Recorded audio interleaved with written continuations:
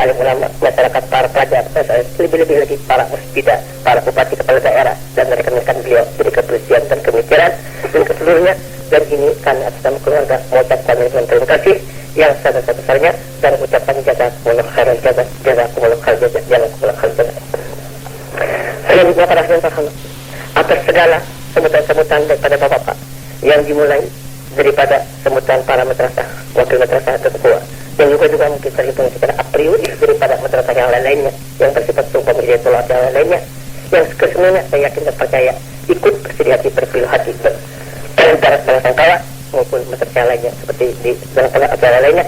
Maka ini saya mengucapkan terima kasih atas segala doa sembahyangnya, mudah-mudahan Tuhan terima dan diterima, sehingga almarhum Habib Syekh Al-Mukarram mendapat rahmah maghfirah yang seluas-luasnya.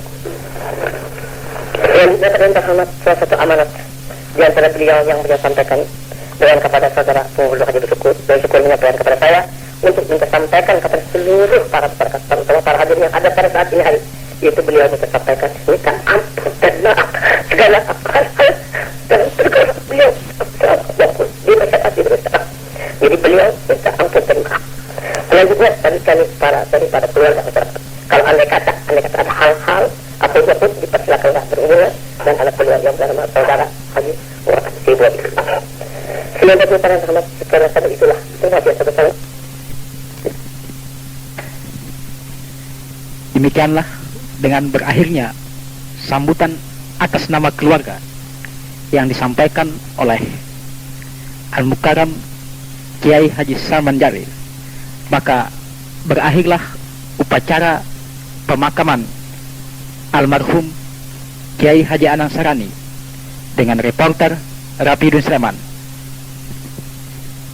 Sebelum kita mengakhiri acara ini, bagi reporter pada saat ini kami akan memperdengarkan kembali atau menjadikan satu kenang-kenangan yang abadi bagi para pendengar yang terhormat rekaman ceramah penerangan agama yang disampaikan oleh Kiai Haji Anang Sarani semasa beliau masih hidup.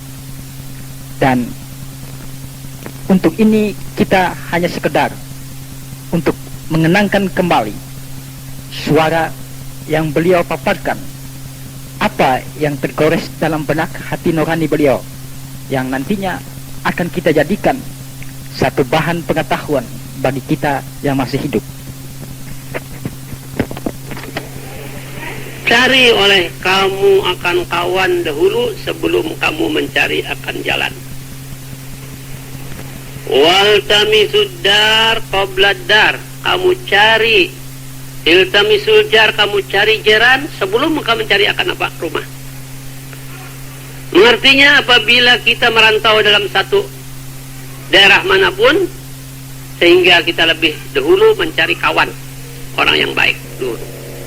Karena kawan yang baik itu selalu memberikan petunjuk kepada kita kepada jalan-jalan yang baik. Kalau kita mencari jalan lalu kita mengambil akan kawan sembarangan, terkadang kawan yang petunjuk itu menyesatkan kepada kita sehingga membawakan kecewa bagi kita. Maka dengan sebab itu Nabi mengatakan, kamu cari kawan dahulu yang baik sebelum kamu mencari akan jalan, dan kamu cari jiran yang baik sebelum kamu mencari akan rumah. Semacam kita hendak membeli rumah, harus orang itu tadi ditinjau lebih dahulu kan jiran-jirannya. Atau kita hendak menyewa rumah, harus keadaannya jirannya itu dulu kita tinjau dahulu, baru kita meninjau akan apa? Rumah-rumah. Atau kita hendak membeli tanah, harus kita dulu meninjau akan jiran-jiran yang tatayan-tatayan tanah itu. Karena apa? Karena terkadang kita masalah menukar rumah atau menyewa rumah, terkadang si jirannya itu orang yang tidak baik, sehingga terganggulah ia dalam diam dalam itu rumah tadi, sebab dengan jirannya itu mengganggu dalam keamanan baginya. Semacam masalah ya, kalau ia dadai tapi atau andap satu barang, sehingga jarannya itu selalu mengambil, mencuntani atau mengkhianati. Dan demikian juga apabila kita membeli akan tanah, terkadang jarannya itu tatayan itu tukang kakap.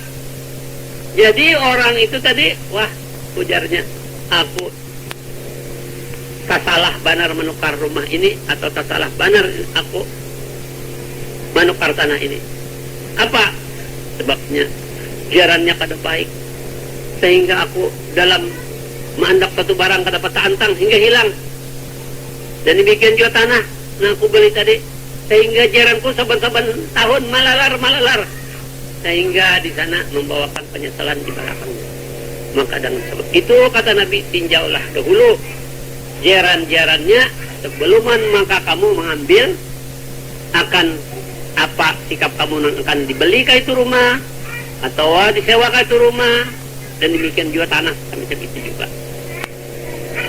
Dan lagi dikatakan oleh syair, wahzar musahabatal laimi fa innahu yu'di kama yu'di sahih al-ajrabu waqtar sadiqaka waqtabirhu muhajiran innal qarina bil muqarani yunsabu idza kunta fi qaumin fasahib khiyarahum wala tashabil arda fatarda ma'arradi anil mar'i la tas'al wasal an qarinihi fa kullu qarinin bil muqarani yaqtadi.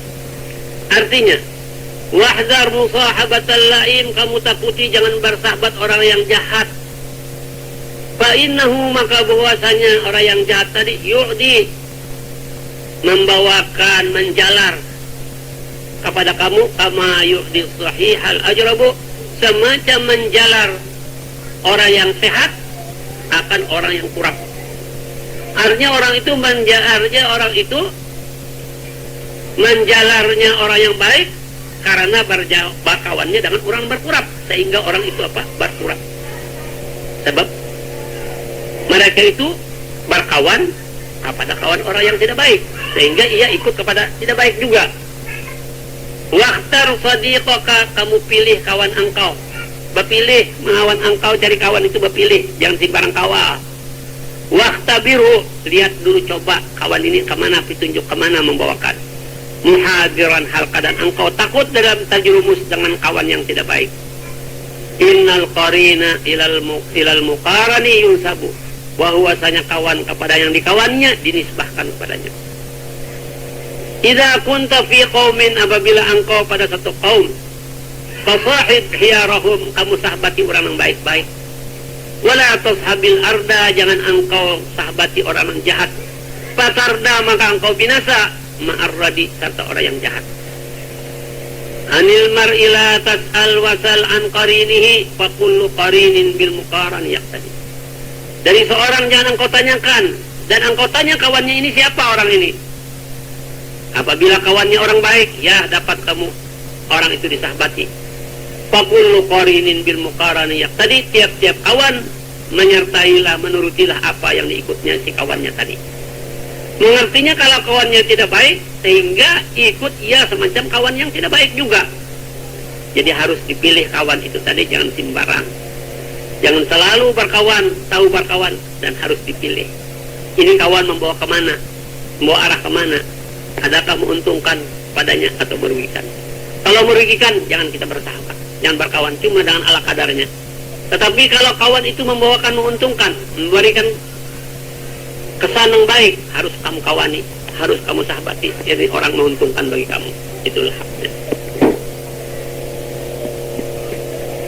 Ini kenyataan disuruh kita dalam berusaha, jangan kita dalam menganggur. Bismillahirrahmanirrahim.